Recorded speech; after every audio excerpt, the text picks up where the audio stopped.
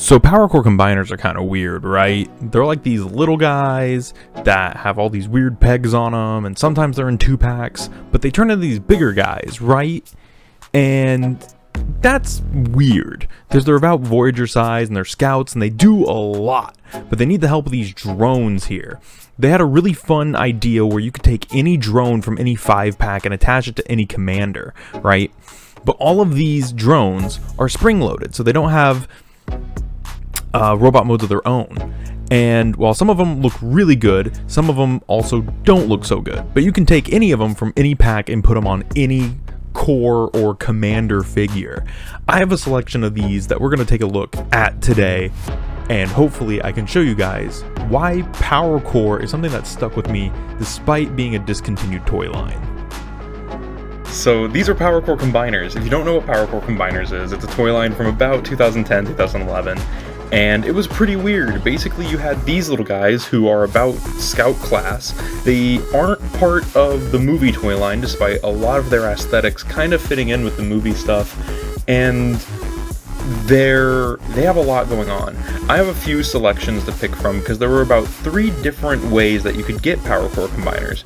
You had the standard 5-pack, you had a 2-pack that included a new core figure plus a minicon, and then later on they did repaint packs where you would get a character who was previously only available in a 2-pack minus their minicon with 2 drones from one set and 2 drones from another set, all repainted. That's where this guy comes in. So we're going to look at this guy last, but we're going to check out the kind of the comparisons between the 2 different 5-packs first. Steamhammer and the Constructicons are our first pick, and they are one of the better offerings from Powercore Combiners. Steamhammer himself is a fairly good commander figure. He's original to his 5-pack as well. He looks great in addition to that. Unfortunately, he suffers from a giant backpack that causes him stability issues, and it really brings this figure down. As I mentioned earlier, he does have good articulation with lots of movement in the shoulders, but as you can see here, the hip just doesn't move forward. In fact, it just pops a leg right off. Now, going into vehicle mode, this guy has a nice quick transformation that locks everything together, and these guys look amazing together. I really like their mining aesthetic as compared to the construction one the other Constructicons have.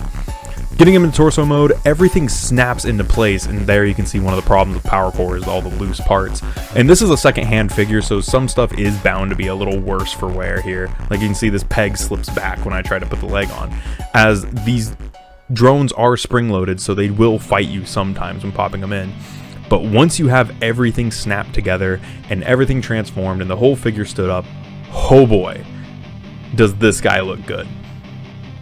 I actually really like the colors on this set. Steamhammer looks fantastic when he's all combined up, and I love that combiner mode head for the Constructicon set. He looks really big and really imposing, and it's really nice to have a different take on the Constructicons as compared to Devastator.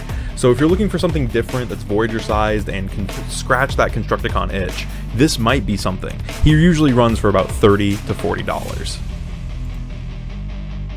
Next up, we have Crankcase and the Destrons. Yeah, the Japanese name for the Decepticons. Pretty cool that they did that, honestly, especially with the deco that these guys have. Crankcase himself is a repaint of the Huffer from the same line, and it looks fantastic in the gray and black. It's really something to behold right here.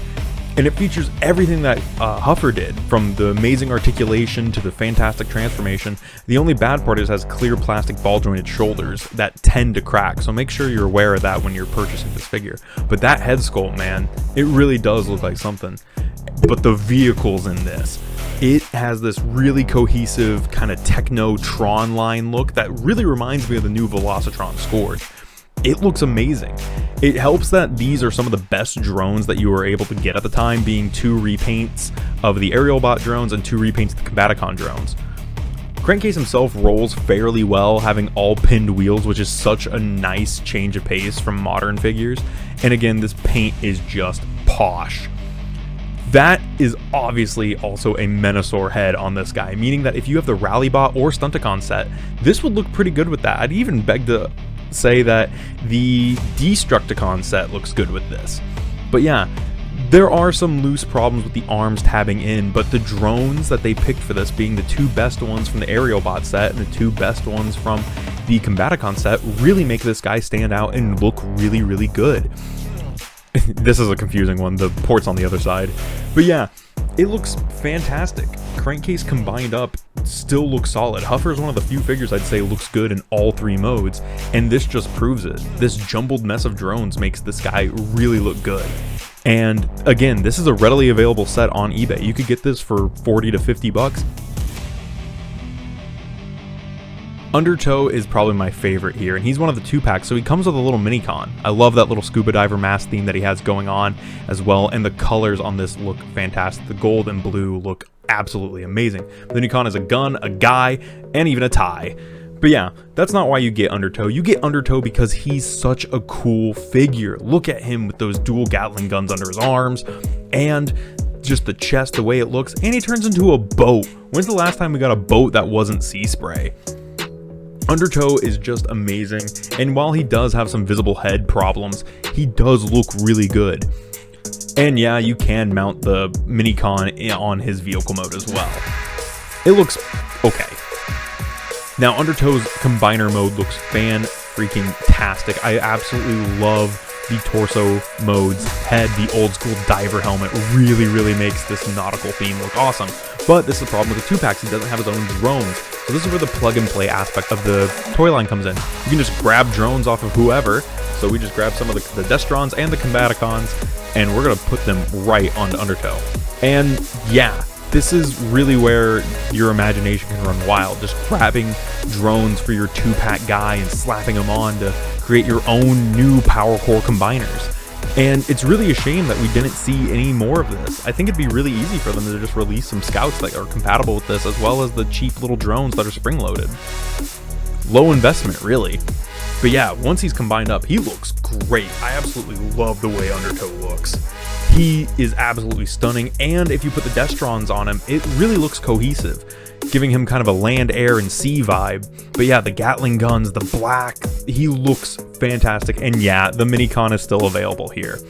Overall, Powercore is an interesting toy line that has a lot to offer, and if you're looking for something to fill your shelf or scratch an inch for a combiner that maybe you don't want to shell out the money for, looking at the Powercore Combiner version might be one way to go.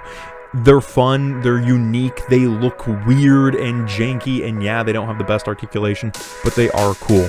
Thank you guys for watching. Let me know what your thoughts are, and I will see you guys in the next one. This has been Bots Obsession.